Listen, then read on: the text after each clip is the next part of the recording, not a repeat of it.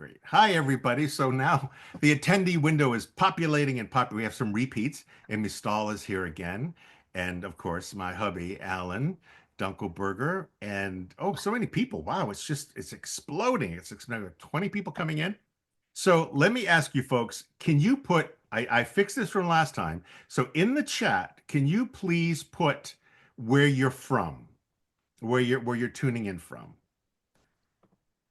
So this is going to be everybody. Here we go. Brian, Gaithersburg, Maryland. Great. Rose Levy Berenbaum is here. Oh, Hope you hi, guys. Rose. Amy Stahl in Pittsburgh. Scott D from Astoria. Laura Perry. Oh, gosh. Venice, Florida. Battle Creek. Gosh, we got them all coming in. Great. Wonderful. Now, if you have questions for Zoe, and I'm sure you're going to because I have tons, you can put them in the Q&A. All right. And I'm just going to wait a minute or two more, Zoe, for some more attendees to jump in. We've got Boston, Anytime. Mass. We have a list. Where else I wouldn't miss you two guys for the world. That's Rose saying that. Can you see? Are you able to see the chat? I can see the chat. Oh, Yeah, I excellent. wasn't sure Oh, if they could perfect. hear me Perfect. too. Yeah. Excellent. Hi, Rose. You're so lovely. And actually, you can just put the Q&A is there if you want to put your questions there. That's fine. Or if you want to put them in the chat itself, that's terrific. So, all right, we got a goodly number right now. No, we can't hear you, Rose. It's just going to be Zoe and I who can hear each other because there'll be too many people talking. Okay, and Rose says okay. Terrific. Well, everybody, thank you for coming. I am so excited. Oh my God. Rose is on, and she's one of my favorite people. And we're going to be talking to her next week. So join in with her husband, Woody. And Zoe is one of my favorite bakers, too. Greetings from Racine, Wisconsin. And so we're going to be talking to Zoe about Zoe Bakes Cookies. This is a book that I've been waiting for so long. I remember when we recorded the video in the kitchen with Alan, and we were talking about the skillet. We were doing the skillet biscuits, cinnamon rolls. You Yeah. were talking about doing the book. Oh, was I? So exciting. Yeah, you had mentioned about you're thinking about doing a cookie book, yes, Yeah, which is terrific. that's amazing. When was that? It Gosh, feels like yesterday and doesn't it? 10 years ago. I want to say maybe like a year and a half ago, maybe Oh, even really? two. It's been I a think it was long a time. It it's, was a it was long. a long time ago. Yeah. So everyone, I know you all know who Zoe is, but just in case you don't, Zoe is a pastry chef. Zoe François is a pastry chef, and she's professionally trained. She's also the author of 10 books. She's the whole artisan bread in 5 minutes a day, which of course was revolutionized everything. It actually got me into bread baking. I don't know if I ever told you that. It got me Oh, into bread no. baking. Oh, Yeah, it wow. did. I wasn't doing bread before. It was too hard. And then she's a TV personality. She has her marvelous show, Zoe Bakes, which has 3 seasons on Magnolia Network, and I absolutely love it. She's a baking instructor, of course, and she's a massive social media presence. Everybody adores her. Everybody loves her. Everybody wants to be Zoe. Everybody wants. So let's just jump in with some questions here. So Great. first of all, I love that you started the book and the dedication page with a recipe for dog biscuits. Yeah. Talk And about they're that. right here. So if you hear them, they're always underfoot in the kitchen. And I have 2 standard poodles. Mhm. So generally they're underfoot, but sometimes they're actually like counter height. So you may actually see them.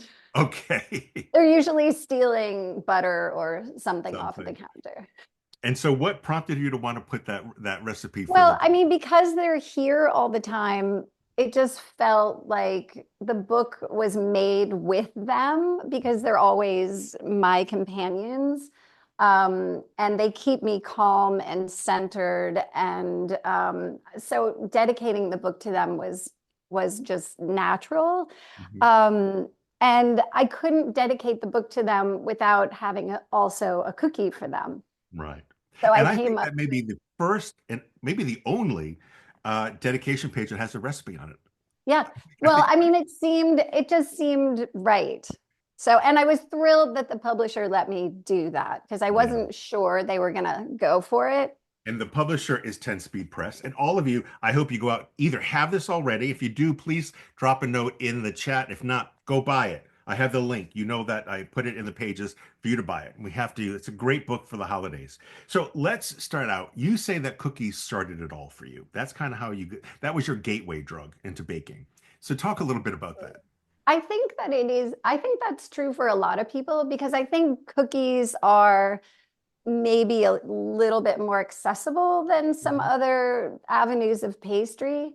And so when I was a kid, I mean, obviously it started with Toll House, Right. the recipe right on the bag, Yeah. and I Yep. would make them middle school. And, um, that was sort of my first introduction to making my own cookies. Hmm. I would have to say though, going even farther back, my very, very first food memory is going to Brighton Beach with my grandmother, with my Bubby Berkowitz, and going to the little pastry shops and buying rugelach and Hamantaschen and all of these just beautiful Jewish pastries. Hmm. And I like to this day, that memory, not like the visual memory, but that smell. Like I have been to those shops are the ones I used to go to are gone, but there Yeah. are others. And I walk in and that memory is like a floodgate of my grandmother and my aunts that lived in Brighton Beach. And I mean, food does that to you and it just sticks to you. Yeah. And so cookies were like the first memory, the first thing I ever baked.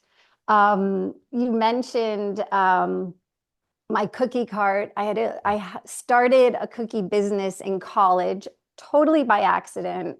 And so it was, cookies have followed me throughout my entire life. And Hmm. so it just seemed it was going to happen. It was destined. I mean, I even mentioned it to you before it was even a concept with the publisher. So Yeah. that's how much I knew this was happening. Gonna happen.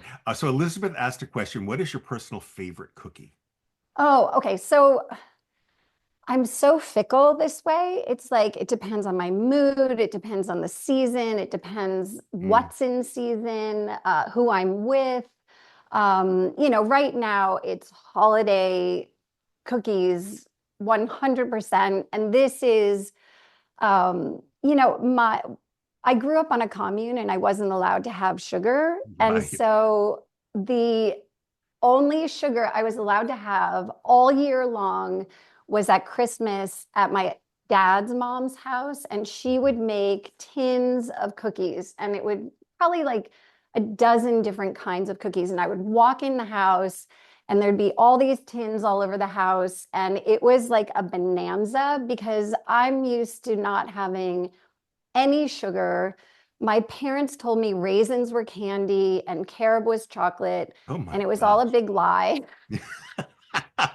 Oh, the lies our parents It tell was us. such a lie.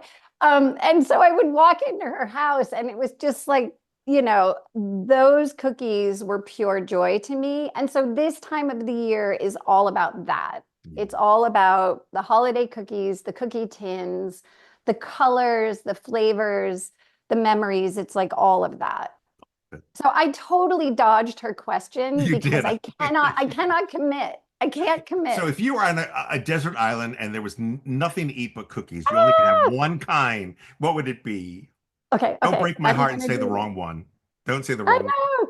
Oh, oh my goodness. Okay, it has to be the cover cookie, the smash chocolate chip cookie. Thank But then God. you can also add like nuts to it or other things or change up the chocolate or brown butter and But do you think all nuts kinds of belong in things. chocolate chip cookies? I do, I do, I do. I think that there's a place for them and a place to take them out. And I feel like, and we'll get into this later because I know that we'll talk about it. But my philosophy on baking in general, but cookies in particular, is Hmm. that everybody should make the cookie that's perfect for them. Like what's perfect to me and what's perfect to you may not suit everybody. Yeah. My husband and I have very different tastes in chocolate chip cookies. Um, I don't even mind. Well, okay, so his favorite is actually oatmeal raisin. Hmm. And he thinks that there is no place in any situation on this earth that a chocolate chip should make its way into an oatmeal raisin cookie. Oh, wow. Okay. I mean, it just, the two should stay separate in his Sure. mind. I don't feel so strongly about this. I think that you can have chocolate in your oatmeal cookie if that's what you want. I Okay. promise I won't. He's here. He's my tech guy. So Hi, he's Graham. listening. Um, yeah, so I mean, I really think everybody should have. So the face you made makes me think nuts are not in your chocolate chip I don't cookies think nuts ever. belong in chocolate chip cookies. I really don't. I think it's the Yeah, chocolate and the cookie, yeah, and that's it. I don't. yeah. But also, this is not boasting because it's not a real brag or anything or a humble brag. I'm a super You are taster. welcome too. Your chocolate chip cookies are awesome.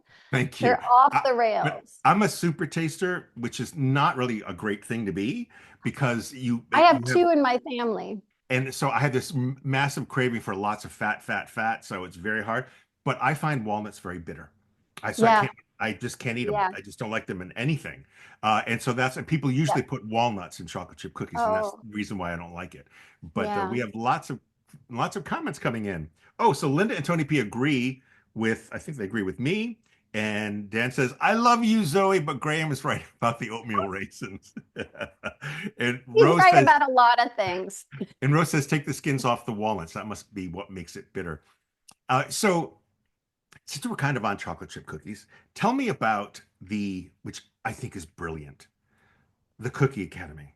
Yeah. Guys, if you have, it's worth the price of the book just to get the Cookie Academy. So please explain what it is because I've never seen it done better. Truly have not. Oh, you're so nice. Thank you.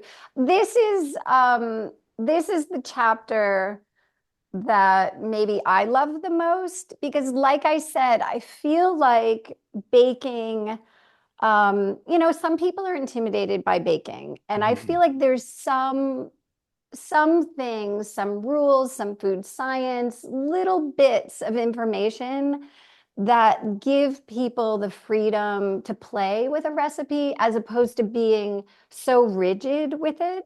And so this is where I put all of that information so that you know how to adjust a recipe to make it exactly how you want it.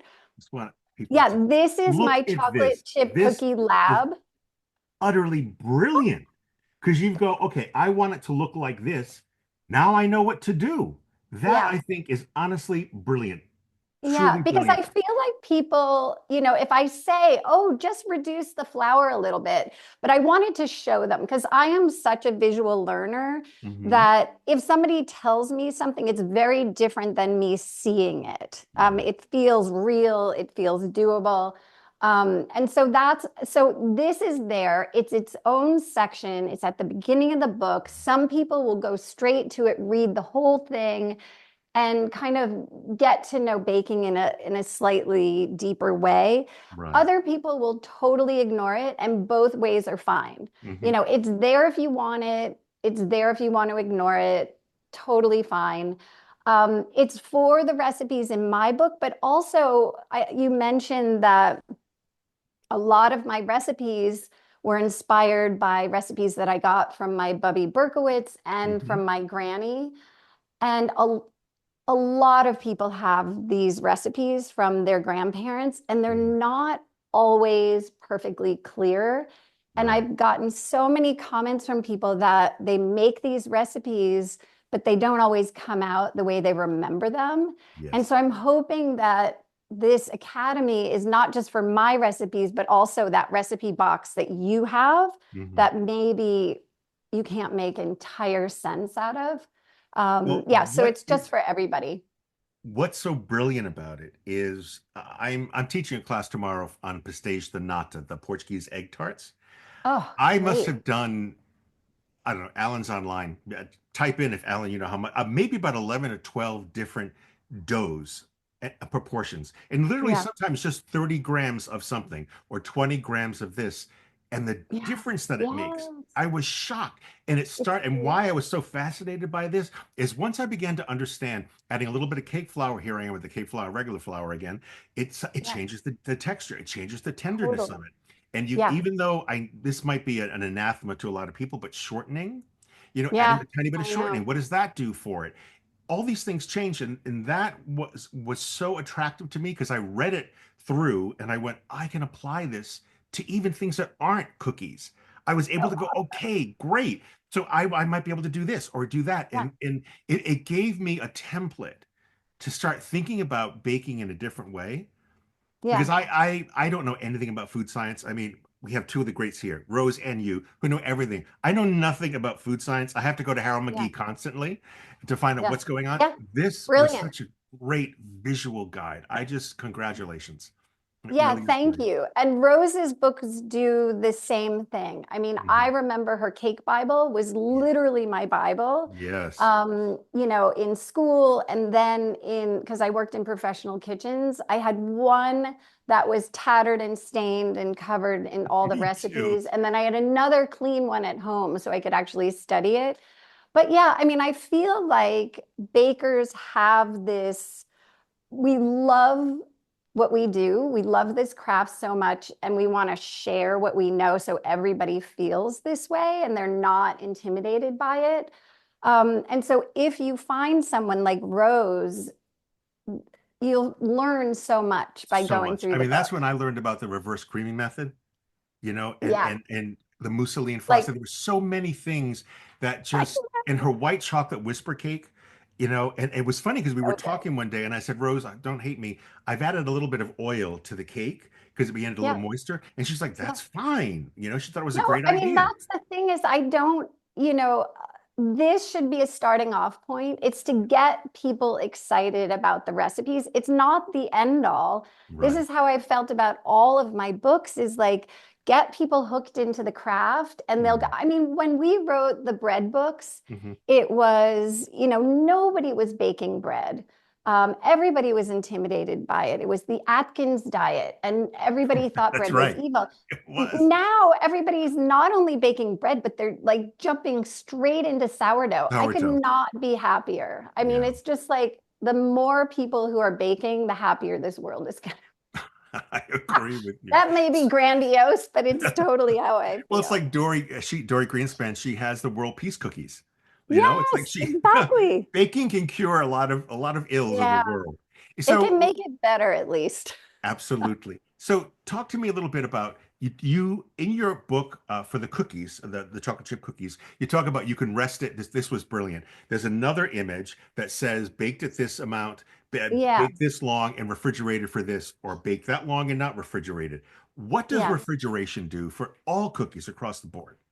Yeah. Okay. So in the book, I have like how long, like, do you bake it straight after mixing? Like, I Mhm. do have a super crispy cookie, and I Right, have you bake that crispy cookie right after you mix it because all of the ingredients are warm, they're going to spread, right. and you want that sort of lacy effect.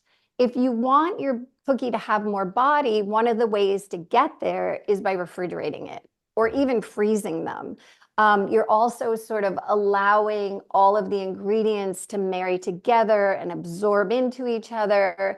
And you end up with a totally different texture to your cookie and a different flavor profile. I mean, just time and chilling will change everything. I Yeah. mean, I know I'm speaking to the master of chilling dough. What you do yours for what, 36 hours? Yeah, 36 hours. Somehow it got out there and someone misinterpreted and they said 72. I only do 36. Oh, but even 72 would be great too. I Yeah. mean, I made your cookies, Hmm. not your cookie recipe. Everybody's done that, but I made your Oh, mix, the mix, the cookie mix. Yes. the cookie mix. And I made them, and it's just Graham and I at this point in the house. So I baked Mm. off some of them, and then I left some in that beautiful bag that you offer Right. and baked them over the course of the next week.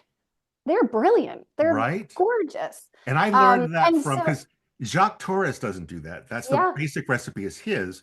yeah. That came from Maury Rubin from City Ah, Bakery. Yes, I remember. Sure. And I was like, and he did, I said, why do you do that? He says, well, I do it because of storage. I don't, and I thought, no, I don't believe it. Storage, That's please. hilarious. There's a reason.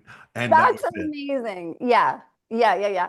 Um, but it really does change the texture. And again, it's like the reason I put that chart in the book is because some people will love that Mm-hmm. and some people will want to bake it right away. And so Right. what I always say is mix them up, bake some, refrigerate some, and determine which one suits you best. I mean, the joy for me in developing recipes is all of this experimentation. Yeah. And I guess in the book, I'm trying to get people to experiment a Hmm. little bit more and not be so like rigid in following recipes. Right.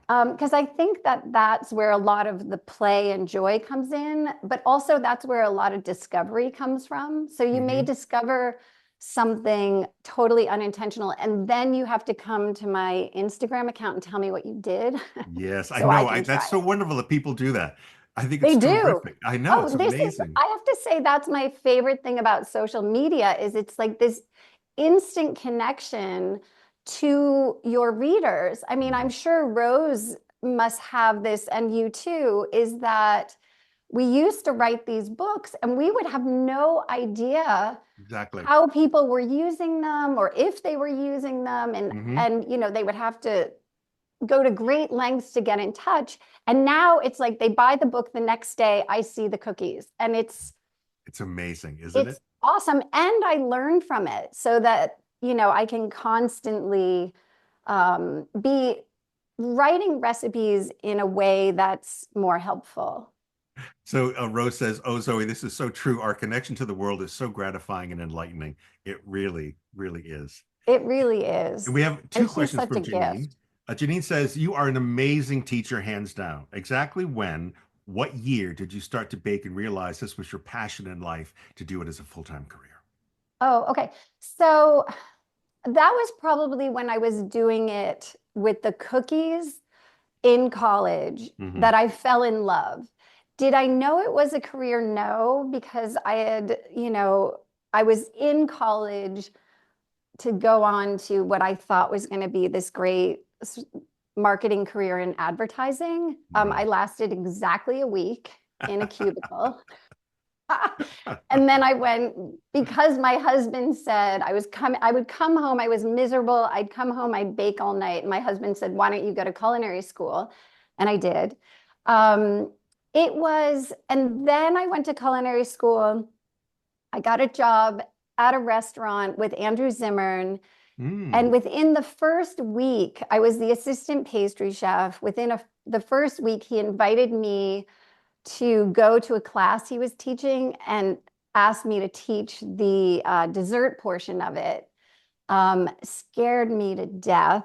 And then I realized I loved it. I loved that I could share this excitement for something with people that didn't have all of the tips and techniques that I Hmm. did. And so it's just been sort of gradually growing into that. I feel like now the thing that I love the most is the teaching. I mean, Yeah. obviously, I love to bake and that's my language, but the teaching is the most exciting part because I love watching people make the recipes and have that like little kid excited moment. Hmm. And the other thing that I would like to say is that it's okay if it doesn't always work. Like Yeah. that is a lot of the learning process. I've been doing this for 30 years. I have way over 10,000 hours in it, and I still make mistakes. I Mhm. still have recipes that just completely fail. And I just call it something else because then nobody knows. Exactly. That's brilliant. And there's another question from Janine. Are you going to do another Zoom teaching class this Dece- December? Is that for me, Janine, or is that for Zoe? I'm not sure who that is. And Elizabeth says, I watched a video of you icing a layer cake, and now I'm frightened of icing a cake. Oh no. And now you are a great teacher, and I so enjoy your methods. Thank you so much, my friends and family. Thank you also. Well, if there was something in that video that scared her, she has to tell me what it was, and I will Okay. go back and do it again. And Janine said, it's for you, Zoe. Are you going to do another Oh, Zoom teaching class? okay. So I have been doing these Zoe Bakes challenges, Right. and it's sort of the Baking Academy in person. Uh, because I've been on book tour, I haven't been able to do them live, but I Mhm. hope to get back to that. And I absolutely will get back to it and more in January. It's just Yeah, with the book tour schedule, sure. yeah, it's been a Is little the tour coming challenging. to an end now? It is. I'm doing an event. It's going to go right up to the holidays. Mhm. Mhm. Um, but yes. Okay. And then So, and then we have some things scheduled for the spring. oh, So no. great. Okay, no. Oh, Elizabeth said I meant to say not frightened. So sorry. Oh, You oh, totally inspired her. oh. Oh, Good. that makes me Okay, feel good. I better. feel I way watched you better. and Thank now you. I'm scared. Ah, So let's go back to Zoe Bakes Cookies. Let's say we're putting together a holiday collection cookies yeah. of cookies. What are some of the tips that you can pass on to bakers for this time of year to bake Oh, superb cookies? okay. So one of the things, there's a couple of things. One I will start with is get a scale. Yes, thank you. I've been Thank you. trying to get everybody to bake with scales. Things come out more consistently. I Hmm. find it easier. I find there's less things to clean up, but mostly it's about consistency. The recipes will just come out the same each time. So a scale. The next thing is read through the recipe real quickly before you start, mostly for temperature of ingredients. Like Hmm. you won't be surprised in the middle of a recipe that you need browned butter or that you need room temperature butter or room temperature eggs Hmm. because you do, or just knowing sort of how when things are added into it or if something has to rest for a while before you add the next thing. So just a quick 30-second read through the whole thing helps a lot. The biggest one this time of year for making lots of recipes is your freezer is your friend. Hmm. What I tend to do is make the dough ahead of time, maybe even like a month ahead of time, or now if you're just getting started. Right. And freeze the dough. And that way you can have lots and lots of dough frozen. And that way you can bake your cookies fresh and then get them either on the table or sent out. But so that you're not mixing and baking and doing Yeah. all of the things all in one day and making yourself stressed out. You're trying to share joy and love, so Hmm. you yourself should feel the joy Right. and not be like, totally stressing yourself out. And this is actually something I learned from my grandmother. Although I have to say, she would bake the cookies and freeze them. I Mm. prefer to bake the dough or freeze the dough and And then bake the bake cookies fresh. as close to when I'm going to serve them as possible. How long and how far in advance can you freeze dough? Well, okay, so this somewhat has to do with your freezer. I Okay. have a deep freeze, like a chest freezer. It gets really, really cold and it doesn't sort of cycle in and out. And I also, I don't fish, so I don't have any frozen fish in my freezer. Because dough loves to like absorb flavors.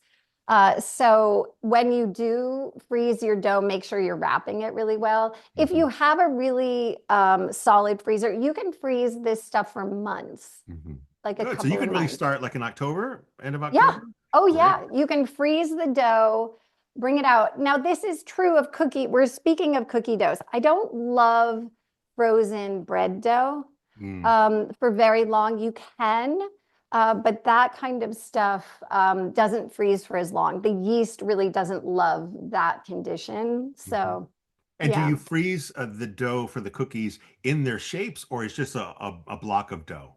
Okay, it depends. Like if I'm doing a sugar cookie, I will do a pack, like a little disc or Hmm. whatever shape I want to do it. I'll freeze that as is, and then I'll roll them out. Although, having said that, you could roll it out, stamp them, lay them flat on parchment, and freeze them already stamped out. Hmm. That would even save you more More time time. at the end. If you're doing something like a chocolate chip, I scoop them and then freeze them because Mhm. trying to defrost the dough, then scoop it once it's chilled, it's a lot more work. So it's easy to scoop. And I know you love these too. Oh yeah, These are like my wonderful. go-to. You have to have portion scoops. You don't have to, but it just makes your cookies all similar shapes. So they're going to bake at the same rate. They look great. Yeah. So we have Rita asks, what is your preferred method for softening butter in a pinch? This is a great Oh, question. okay. So I actually have 5 different methods in the book. Of course you do. Um, if you, because I mean, every single one of us has decided that we need an emergency batch of cookies, Right. and we don't have softened butter. I would say the quickest way to soften butter, the smaller the piece is, the faster it's going to get to room temperature. Hmm. So grating Mm, it makes it really fast. I mean, basically, by the time you're done grating the butter, it's soft because got it's it. such tiny little pieces. Um, if you know your microwave really well, you can microwave it in the paper for like 5, 10 seconds at a time. But you have to be careful because you'll go from soft butter to melted butter in an No instant. time. Yeah. But you can do it. Those are, I would say those are the 2 fastest ways, but there are other ways to get it done. So we have a lot of comments coming in. So let's see. Leslie says a scale and recipes in grams, not cups, makes a huge difference. I agree. Huge difference. And then Rocco says, great tips. I love hearing um, that you still mess up stuff and makes them feel better. I had to All the pause there time. and translate. And then so Linda and Tony P say vacuum sealing dough might work well to keep out other flavors and scents. We do that as we Definitely. vacuum. Oh, yeah, yeah, yeah. Absolutely. Yeah, and wrapping them really well, putting them in Ziplocs. If you have a vacuum packer, perfect. Yeah. But yeah, the dough, any kind of dough really wants to absorb the personality of your freezer. So, Yeah. yeah, if you fish or hunt or any of that, you're gonna want to really seal that up. And Janine has another question. She says, on your TV show, I noticed you have two different brands of stand mixers, KitchenAid and Breville stand mixer. And on the Okay. show, you use both. Do you prefer one over the other for certain baking? No, I actually have more. Um, okay, so I use those two most because they have glass bowls. Mm, And when I'm teaching or doing the show, I want people to be able to see inside of the exactly. bowl. And Yes. so that's why I use those two most. Both of those are 5 quart. I love them equally.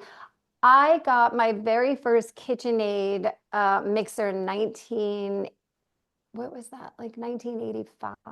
80, no, 86. I threw a solid Yeah. pound of frozen butter into it and stripped the gears. Yeah. So this is my warning to you all. Do not do that. This was within the first week of having this mixer. I carried the mixer. I was 19 at the time. I carried the mixer to Hobart, which was right down the street from me, Oh, and right. Yeah. they replaced the engine with this beautiful professional grade engine and told me never do that again. Um, so that and I still have it and it still works and it's a Mm, workhorse. The Breville, I love it as well. I don't know that it's as readily available as the KitchenAid. Yeah. The other mixer that I have is a Wolf stand mixer, and I it's a have that too. Yeah. 7 quart. Yeah. Do you like Do that you one? have one? Yeah. Yeah. I love it if you're doing a big batch. Big If you're batch. Yeah. doing something that has one egg in it, it rolls around in the bottom of that bowl like That's it's it. alone in the world. Right. So you really, if you're doing lots and lots of baking and you want a big mixer, it is awesome, but it's huge. And we find it doesn't fit under the counters and under the cabinets. So it has to Yeah, be out somewhere. And so it we have it does. downstairs. We pull it up when we need it, but I use the Yes. KitchenAid for the most part. The Yeah. Breville, I haven't gotten Breville, but I love the KitchenAids. I think they're great mixers. I've had them for years and years. And so if we're looking at the book again, Zoe Bakes Cookies, which you all should buy, and we wanted to put together that Christmas tin like your grandmother would always have. I Yeah. think it's Grandma Neely, right? Did the Grandma tin? Neil. Yeah. Neil. Granny Neil. And so what cookies out of this should people really go, okay, this is what I should be doing for the holidays? Okay, so the way that this book ended up, I thought going into it that it would be all the different kinds of cookies. It would be like my love letter to all the different kinds of cookies. Right. Then I realized that um, the cookies came with stories, and the stories ended up dictating how I put the book together because it really became um, like my life story through Yes. cookies. Um, and one of the chapters is basically my granny's cookie tin, holiday cookie tin. So you Yes. can go straight to that chapter and see what was in her cookie tins. Okay, now having said that, it wasn't, I have her recipe box and I have all of those recipes that I inherited from her, many of which were straight out of Betty Crocker. So I had to Mhm. do a lot of, I had all of those memories that I wanted, and I wanted her inspiration. That Yeah, is that's my stunning. house. Is it your house? That's my house made out That's of so sugar cookie dough. stunning. It's such a stunning picture and gorgeous cookies. Yeah, so I have all of those recipes, but they weren't, I had to doctor them and make them my own. But they weren't just the recipes. They also had, it was like in her day, it would have been her Instagram. It was Right. how she communicated with her sisters and friends from Michigan. And they would write back and forth to each other with these recipes. And so it had like, gossip written on the, it wasn't just the recipes, it was gossip. There was one that actually had trash talk about my uncle's current girlfriend Really? written right on the recipe. I mean, so these things, it just sort of changed the way that I looked at what this book was going to be, especially my Bubby Berkowitz, because I learned things from the cookies that I got from her about my family that I did not know until I wrote this book. Because she had sent me a few recipes. I had asked her for a few recipes, like, I don't know, like 12, 15 years at this point. And I made them and they were great. And I thanked her, but she didn't really give me much information about them. And then when I went to write this book, I called my mom and said, "Do you have any memories of these cookies from your childhood?" And I got stories. I had no idea. It turned out that my great great grandmother had a bakery in Kiev, um, at the just at the cusp of the Russian Revolution. She was Mm. baking to, bring joy to her community because that's what bakers do, but also to survive. And her daughter was stealing the recipe or stealing the This is a ingredients. great story. She was Yeah. stealing the ingredients to sell to the Russian army to make money to bring my family to America. So I would It's not be amazing. here right now if it weren't for these cookies. It's just, so I had to call my publisher and say I needed another year. Oh, Because I had, publishers love to hear that. oh yeah, they were thrilled, but they understood. I mean, the second I said, I have just unleashed all of this stuff, this book is just never going to be the same. I need more time with it. But it was okay. So it's even crazier because when I asked my grandmother to write these recipes down, it was the first time they'd Yes. ever been on paper. Yes. They were all passed down orally. And if I hadn't asked for these recipes, they'd be gone. Yeah. And so, one of the things that I keep talking about when I talk about this book is that everybody has to ask for the recipes. They have to get the recipes, get these stories. My grandmother didn't tell me because, women of a certain age, especially Jewish women of a certain age, didn't like talking about those memories. And luckily, my mom had done the research and knew, otherwise, all of that would be lost. And so, get the recipes, ask your mom and dad and uncles and grandfathers. For all the recipes and get them written down. I I have all these beautiful recipes written down in books to give to my children now. It's so important because how I got into food writing was my grandmother had died and she had never written down anything because Ah, actually she was never taught yeah. to read or write in Portugal. That's And so, exactly what they yeah, didn't read or write. they That's didn't. exactly the same. And so I said to my mom, what about this recipe? And she gave it to me over the phone. It was a disaster. And I said, Yeah. you made a mistake. Tell me again. It was a Yes. disaster. So I went up there and I took a video camera. This is like back in the day we had video cameras, like, big Yeah. things. Oh, yeah. And I started videotaping her. And it wasn't the recipe that was coming out as much as the stories behind them. Oh, so And that was amazing. my very first food writing article that I had at the Yeah. Chicago Sun-Times. And from there on, it went. And that's how I put together all of my family recipes in my Portuguese cookbook are all from memory. And so the way It's you've laid it amazing. out too is beautiful because it does take you through your whole life and your Yeah. family and the Yeah. relationships. And so Yeah. I understand it really is important to get those recipes whenever you can. It's crucial. Yeah. So we have It a couple really more things. is. Couple more questions. So Becky Siegel says, "Do you have a preference of type of brown sugar? White? Uh, I'm sorry. I say a preference of type of brown sugar, also white sugar, and for salt." Okay. Oh, this is a great question. Okay, so for brown sugar, I tested with like a C&H um, brown sugar. It's a commercially ground sugar. It's pretty fine. I tested both with light and dark. They do make a slight difference in terms of obviously the color, but Mhm. also dark brown sugar has a little bit more of the molasses added back to Right. it. So it has slightly more caramely notes. They both work, but it's kind of a preference thing. So if you want to try a recipe with one, if you have one in your cupboard, use it. You don't have to run out and get something you don't have. But if you want to experiment with the differences, you can do that. The sort of natural sugars, brown sugars, you can use them, but they're coarser. Hmm. They don't sort of mix into a recipe and as well. And so they also behave differently in the oven.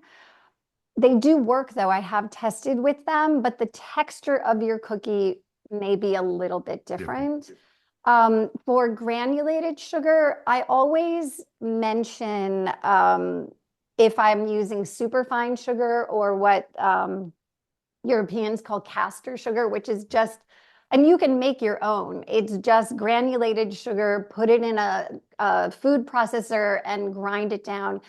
The place that I use that most is like in a meringue cookie, Yeah. where it needs to dissolve really quickly, or macarons, which also same principle. You're making a meringue and folding nuts into it. Wait, what was the last one? And last one And was then the salt. Oh, granulated sugar. I tested with both cane sugar and beet sugar and didn't entirely find a huge difference. So you can really use either. What was the last the one? last one is salt. Salt. Okay, so salt. Graham, can you pass me baker's salt, the baking salt that's in that cabinet. I tested all the recipes with kosher salt. I love kosher salt because it's a very clean flavor. Hmm. Table salt doesn't, thank you, have quite as clean a flavor. Um, I now use baking salt. I don't know if Okay. you've tried this yet, but No. it's kosher salt that's just ground really, really finely. Hmm. I love this because it dissolves into a recipe. This is another place where Graham and I differ. I like flake salt on the top of a cookie. I love that like Me little too. crunch of salt. Not everybody loves that. This dissolves right into the dough. Also, like if you add it at the end, it's still going to dissolve. Anyway, this is, and I just do it 1 to 1, even though it's much finer. I think that the magic in a cookie is the balance between the sweet and the I salty agree. and the other flavors.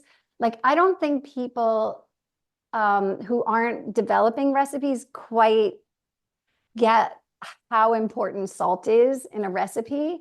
Unless you You're preaching can't, to the choir. yeah, Yes. unless you can't eat salt. And then of course, leave it out or use less of it. But if you can, it really enhances all the flavors. Hmm. So it's I really, agree. salt is one of those, salt and vanilla extract are two of those ingredients that are just sort of like a base level, but they change everything. So you're saying you can do 1 for 1 for kosher I salt do. and, but you're talking about weight, not volume, right? No, actually, so this is one, it's 10. So every publisher has their own style Right. in terms of how recipes are written. The 10 Speed Publishing House does not do weights for anything less than a quarter cup. And so I know it's just every one of them is different. And so for me, salt is done with teaspoons. And And so also, really, I so a find teaspoon of Diamond Kosher and a teaspoon of Morton's are different weights, though. absolutely. Yeah. So the fine one is it's still it falls within that margin? Yeah, for me, Wow. it does. Okay, Wow. so I will say this, that my recipe tester always wanted me to put more salt in the recipes. Hmm. And so this does that. And so Okay. Okay. Takes care of that. it's, yeah, it is. Okay, but the level of salt is a very personal Yeah. thing. Yeah. And so I find that I have been doing 1 to 1 with this and I love the results. That's great. So Yeah, this is there a brand that you use that you prefer? A brand of a the baking brand of salt? salt. Baking Yeah, yeah. salt. This one is Diamond Crystal. Diamond Crystal baking salt. Diamond Crystal baking salt. The Diamond Crystal kosher salt is larger flakes. Yeah. So yeah, so it Yeah, would that's what we be use, only diamond. Yeah. Diamond Crystal. Yeah. Right. Yeah. So I mean that's what, if you've ever worked in a commercial kitchen, that's that's it. pretty much all you'd ever see. So So a couple more questions coming in. yeah. So Janine says, if you attend a party and try a cookie that you never had before, do you request the host's personal recipe to put in your own collection? Do you give people their recipes to share? Do people give you their recipes to share with your followers? Oh yeah. Both. I mean, I ask people for recipes all the time.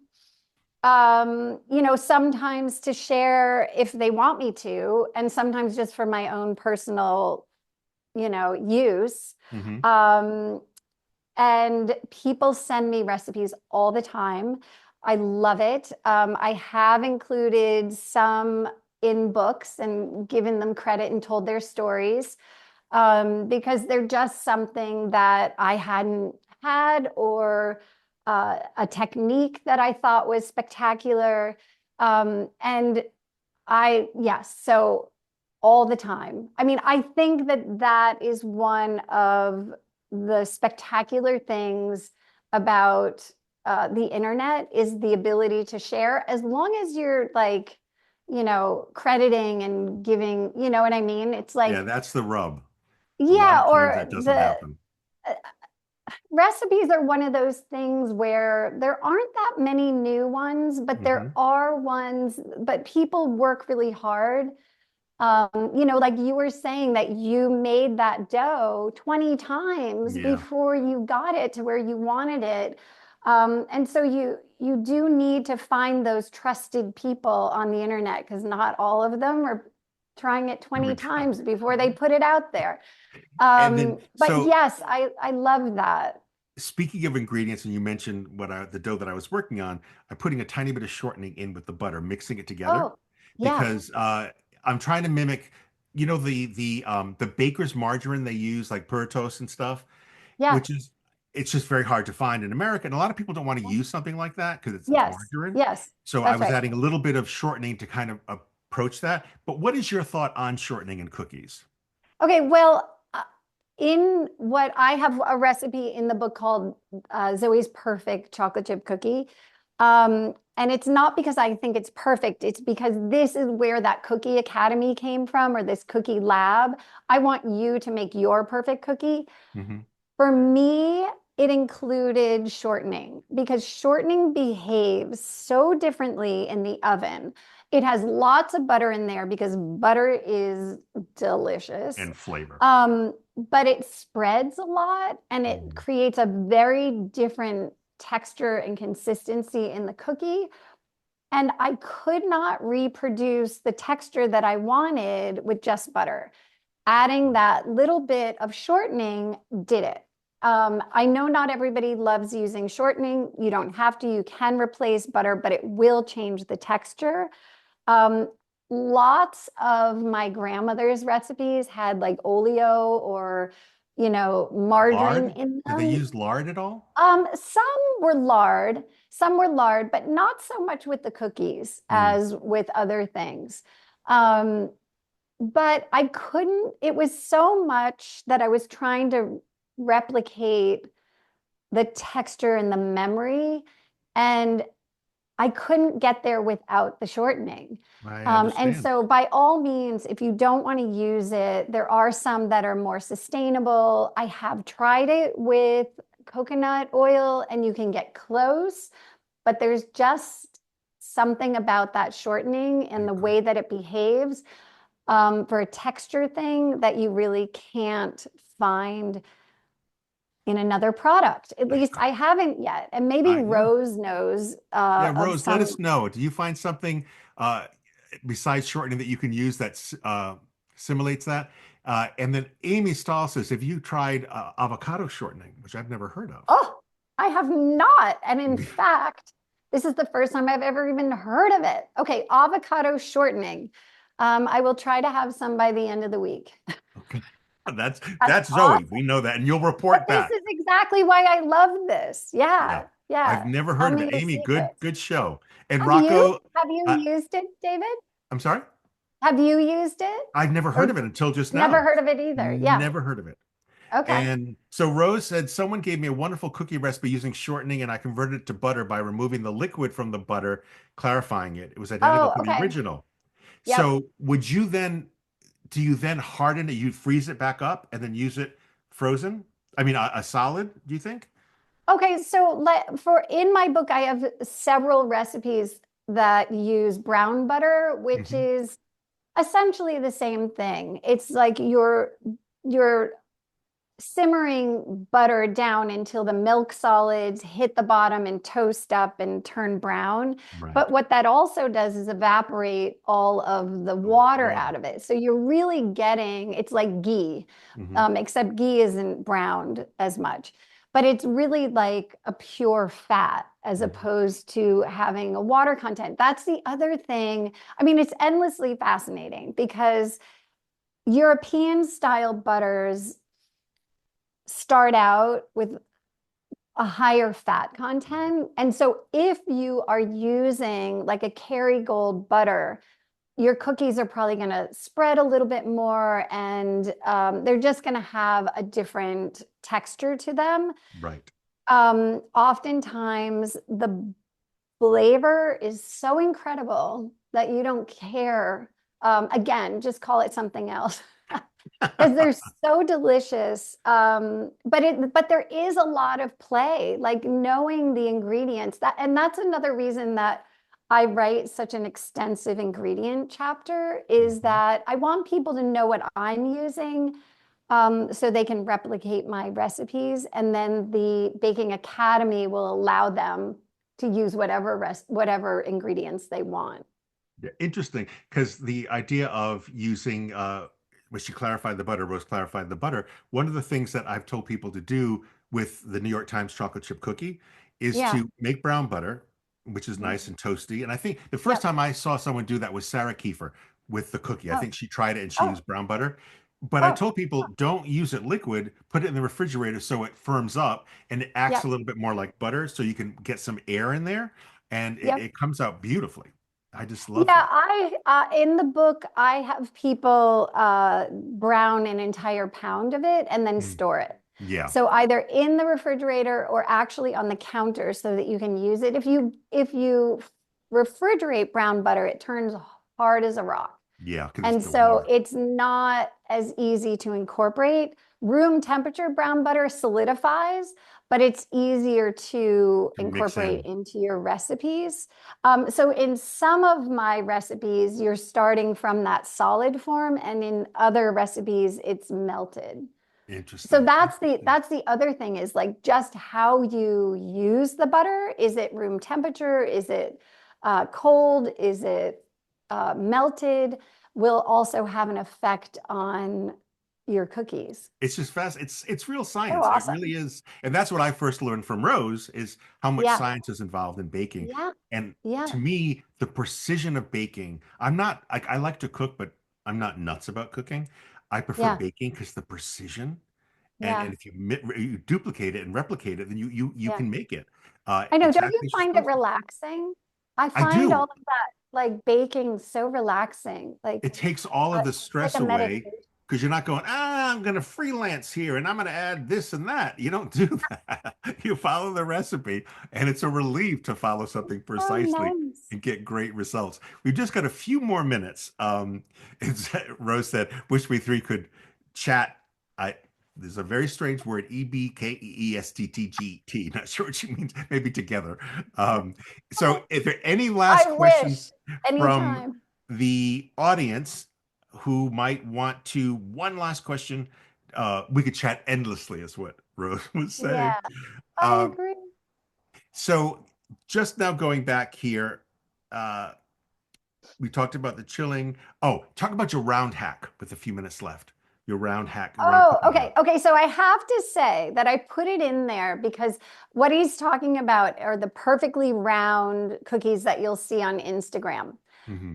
I personally never do this because I like a little bit of wabi sabi. I feel like a perfectly round cookie is a nice thing in a commercial bakery. Right. It's a homemade cookie. I don't necessarily need it to happen, but if you want a perfectly round cookie, you just take a round cookie cutter or a biscuit cutter, and the second they come out of the oven, when they're still pliable and soft, you take that biscuit cutter and you just hover it on the cookie on just the outer edge and very gently coax it into a perfectly round circle. There you go. There are some people who will want to do that. I've done it, Of to be honest course. with you. When I do something on Instagram, I usually make the little perfect circles. Do you? I do. I have, I think I did it once. Yeah.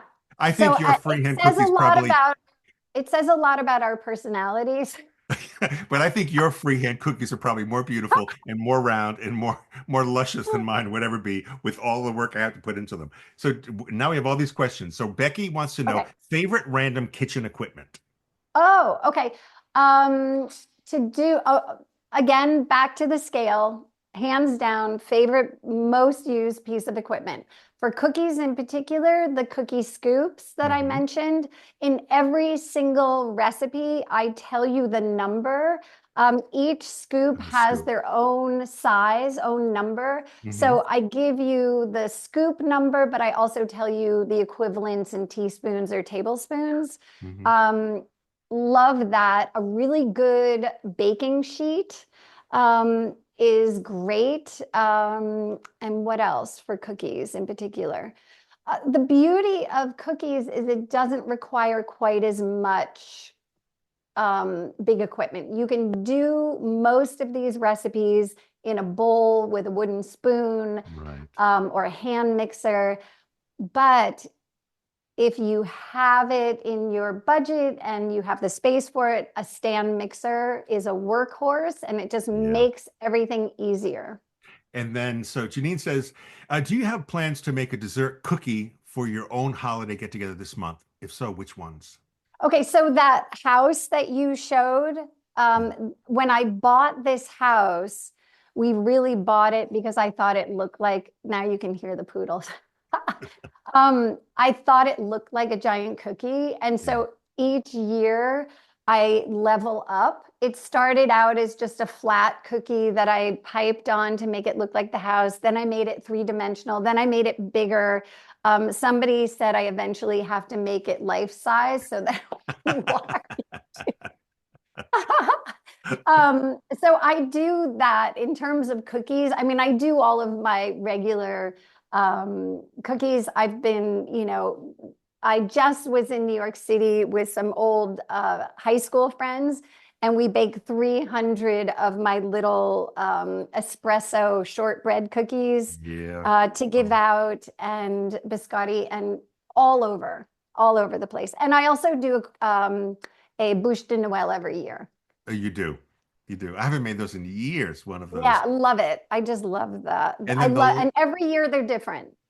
and then the last question is from Becky. What is your favorite airtight container to keep cookies fresh? That's a great question. Oh, okay. So, um, I have Duralex. Do you know what that is? Sure. They're these glass containers Hmm. with a plastic lid on them.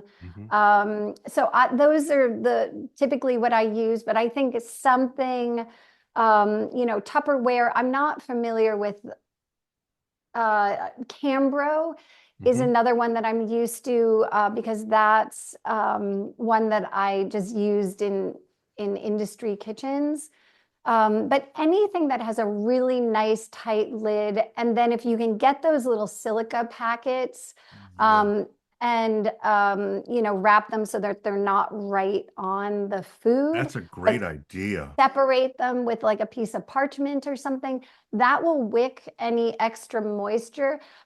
In Minnesota right now, it is so dry. It's like a desert because we Right. have the heat going and it's crazy dry. We don't have to worry about that.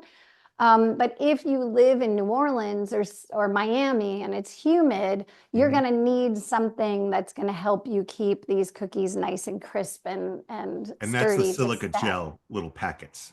The Silica. little, yeah, those little packets Right. that come in just about everything, but you can also get food grade ones right online That's a great on idea. I've Amazon and never stuff. done that. Yeah, and it's a great way to just give yourself a little bit of insurance. Excellent. Well, Zoe, I can't tell you how much I've enjoyed this. Everyone, I thank you love for it. attending. Next week, today, a week from today, it's going to be Rose Levy Berenbaum and her husband Woody. We're going to be talking to Yay! them. Remember, it is Zoe Bakes Cookies, and if you don't have it, I'm gonna slap you. Go out and buy a copy of the book because it truly is something that you will keep forever. Thank you, Great. Zoe. Happy holidays to you and yours. Thank you. Thank you all for coming. And thank you, David. It's a joy always. A pleasure. Take care. Bye Bye. bye.